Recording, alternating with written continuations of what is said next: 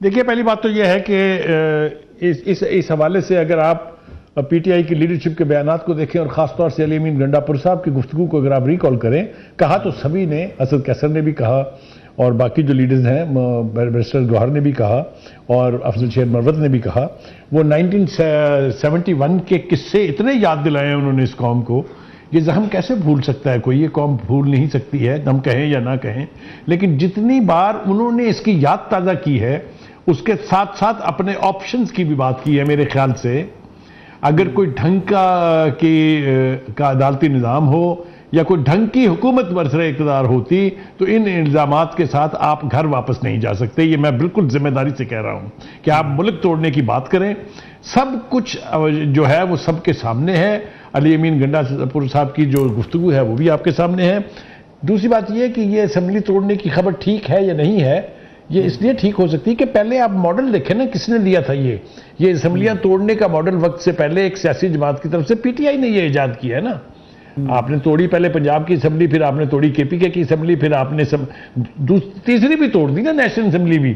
تو اس کے بعد جو عدالت کا فیصلہ آیا تھا کہ پی ٹی آئی نے بڑے گرم جوشی کے ساتھ اس کا استقبال کیا تھا، کہا تھا کہ یہ بہت اچھا فیصلہ ہے۔ جو ججوں کی بجائی گئی تھی پوری دنیا کے اندر، آپ کو یاد نہیں ہے؟ ان ججوں کی تصویریں لگا کے جوتیاں نہیں برسی ان کی گاڑیوں کے اوپر۔ تو کہنے کا مطلب یہ ہے کہ یہ جو بات کر رہے ہیں یا جو 1971 یاد دلانا چاہتے ہیں وہ پاکستان کے دوست نہیں ہیں۔ میں ان کو پاکستان کا دوست نہیں مانتا۔ تاریخ سے سبق سیکھنا چاہیے، بالکل ٹھیک ہے، لیکن وہ سبھی کو سیکھنا چاہیے، ٹھیک ہے؟ یعنی اس سے پہلے جو گفتگو وہاں ہو چکی ہوئی ہے اس کا ذمہ دار کون ہے؟ مجھے یہ بتائیے کہ کس پارٹی کے لیڈر نے کہا تھا کہ میں 40,000 جنگجو جو ہیں وہ واپس لے کے آیا ہوں، جن میں سے 4 سے 10,000 صرف جنگجو ہیں، باقیوں کو میں نے لا کے سوات میں اور دیگر علاقوں میں بسا دیا ہے۔ یہ ملک دوستی ہے۔ اب بات بہت آگے بڑھ جائے گی، 9th مئی پہ آ جائیے۔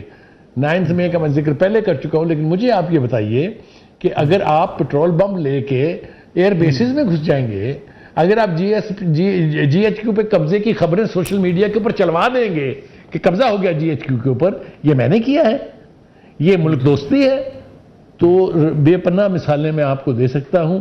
رویے تمام سیاسی جماعتوں کو ٹھیک کرنے ہوں گے۔ میں بالکل یہ نہیں کہہ رہا کہ پیپلز پارٹی اور نون لیگ کوئی فرشتے ہیں، وہ آسمان سے اترے فرشتے نہیں، غلطیاں انہوں نے بھی کی ہیں اور بار بار کی ہیں، لیکن ان کی ہوئی غلطیوں کا مطلب یہ نہیں ہے کہ آپ کے پاس لائسنس آ گیا ہے کہ آپ اس سے 10,000 گنا بڑی غلطی کریں۔ یہ کہیں نہیں ہوتا پولیٹکس میں۔ پاکستان کا نیشنلزم اگر آپ کو پیارا نہیں ہے تو آپ پاکستان کے ہمدرد اور دوست نہیں ہو سکتے۔ اس رویے کے اوپر میں پورا 1 گھنٹہ بول سکتا ہوں، لیکن میں اوائڈ کر رہا ہوں۔ دیکھیں یہ جو کہا گیا، بد زبانی کی بات کی میرے دوست کاظمی صاحب نے، میں ان سے بالکل ہمبلی آنیسٹلی یہ پوچھتا ہوں کہ پاکستان کی سیاست میں اس قسم کا گند بولنے کا رواج کس پارٹی نے ڈالا ہے؟ بالکل ذاتی طور پر پنکھڑے اڑانے کا رواج کس نے ڈالا ہے؟ کسی کی بیٹی کے ساتھ جو اس وقت چیف منسٹر ہے اس کے ساتھ قطری شہزادوں کو سیرے باندھ کے کس نے بٹھایا تھا؟ بتائیے مجھے، جواب دیں اس کا۔ تو جب آپ اب ابتدا کریں گے، جب آپ لانچ کریں گے اس طرح کی چیزیں، پھر آپ کو خود بھی وہ فیس کرنی ہوتی ہیں۔ جو کانٹے آپ بوئیں گے وہ آنکھوں سے چننے پڑیں گے۔ آج بھی بیٹر سینس پرویلز، 2 راستے ہیں۔ ایک سیاسی قیادت کے ساتھ مل بیٹھیے، بار بار دوسری طرف کی سیاسی قیادت آپ کو آفر کر چکی ہے۔ تیسرا، پارلیمنٹ کے اندر آئیے، کوئی دنیا کا مسئلہ نہیں ہے جو پارلیمنٹ کے اندر حل نہیں ہو سکتا۔ آپ اگر سیاسی مسائل عدالتوں میں لے جا کے طے کروائیں گے تو جوڈیشل ایکٹیویزم بھی ہوگا اور کوئی ایک فیصلہ نہیں ٹھہرے گا۔ میں آپ کو 20 مثالیں دے سکتا ہوں جب عدالتوں نے فوجی ڈکٹیٹروں کے مجبور کرنے پر پاکستان میں نہیں دنیا بھر میں فیصلے کیے اور ان فیصلوں کی قیمت اس قوم نے چکائی ہے۔ جی بالکل ٹھیک ہے۔ اطہر کاظمی صاحب، بالکل جو آپ نے درست کہا کہ پی ٹی آئی کے ساتھ بھی زیادتی ہو رہی، بعض جگہوں پہ ان کے خلاف جو ایکشن لیے گئے وہ بھی نہیں لیے جانے چاہیے تھے، لیکن آپ تھوڑی سی اگر تاریخ میں جا کے دیکھیں، جس طریقے سے الزامات پی ٹی آئی نے لگایا عدالتوں کے اوپر، کسی ایک کو ڈسکوالیفیکیشن کا سامنا نہیں کرنا پڑا۔ جس طریقے سے پی ٹی آئی نے تمام اداروں کو چیلنج کیا، اسلام آباد میں دھرنا دیا، قبریں کھودی، پاکستان کی سیاسی تاریخ میں حکومت الٹانے کے لیے شاید اس قسم کی موومنٹ کبھی نہ چلی ہو۔ یہ حالات کیا اس طرف نہیں لے کے پی ٹی آئی کو کہ پی ٹی آئی کو آج مشکلات کا سامنا ہے اور آج بھی پی ٹی آئی کہیں 2 قدم رکتی ہوئی دکھائی نہیں دیتی ہے؟ دیکھیں، ایک تو یہ ہے کہ بہت سارے مسائل ہیں پی ٹی آئی کے اندر، لیکن میں تھوڑی سی تاریخ کی درستگی کے لیے تھوڑی سی چیزیں یہاں پہ عرض کرنا چاہوں گا.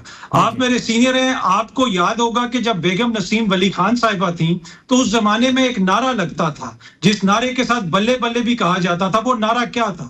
پھر جب IGI بنی تو 9 ستارے چاندی کے یہ سارے بچے کس کے, وہ نعرہ کون لگاتا ہوتا تھا؟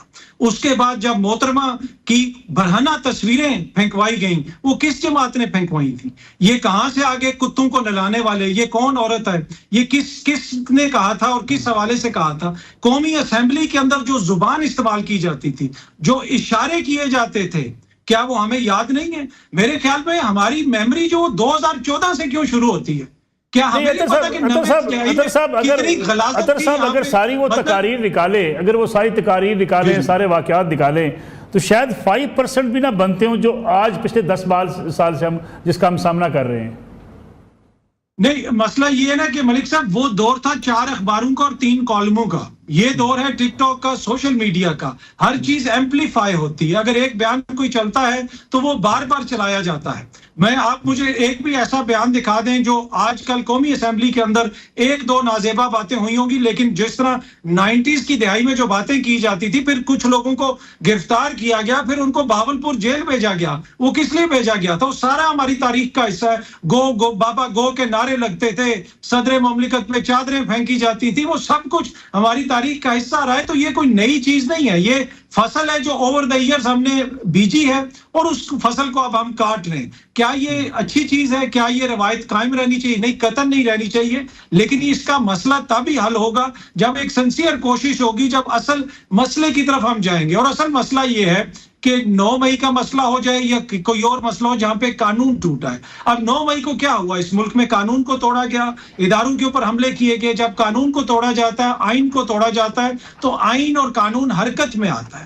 وہ پھر وہاں پہ انصاف کرتا ہے اور ان لوگوں کو کٹہرے میں لا کے قرار واقعی سزا دیتا ہے. وہ ان سے انتقام نہیں لیتا. 9 مئی کو ہم بنیاد بنا کے یہ نہیں کہہ سکتے کہ ہم تمہارے گھروں میں گھسیں گے, ہم تمہارے گھر توڑیں گے, ہم تمہاری عورتوں کو گھسیٹیں گے, ہم گرفتاری کرنے کے بعد دوبارہ گرفتار کریں گے کیونکہ جناب یہ واقعہ ہو گیا. نہیں, ایسا تو نہیں ہو سکتا نا. وہ تو لوگ ایسے ہیں جنہوں نے قانون توڑا ہے. ہم نے ان کو آئین اور قانون کے مطابق سزائیں دینی ہیں تاکہ ایک نظام برقرار رہ سکے. تو انفارچونیٹلی وہ ڈسپرنس ہمیں یہاں پہ نظر نہیں آتا. امریکہ کی ہم مثال تو دیتے ہیں, ٹرمپ کیپٹل ہل پہ گیا تھا لیکن وہاں پہ استحکام امریکہ پارٹی کوئی سامنے نہیں آئی تھی. تو ہمارے کچھ زمینی حقائق بھی ہیں, ساری جماعتوں نے اس میں حصہ ڈالا ہے. پر چھوٹی سی بات کروں گا, یہاں پہ کوئی سیاسی جماعت غدار نہیں ہے, خدا نہ خواستہ کوئی ہمارا جو اہلکار غدار نہیں ہے. یہ ختم ہونی چاہیے بات, چاہے کوئی ٹویٹر پہ یہ بات کر رہا ہے یا میڈیا پہ کر رہے ہیں, ہم سب نے اس کی مذمت کرنی ہے. تمام لوگ یہاں پہ محب وطن ہیں. ہاں,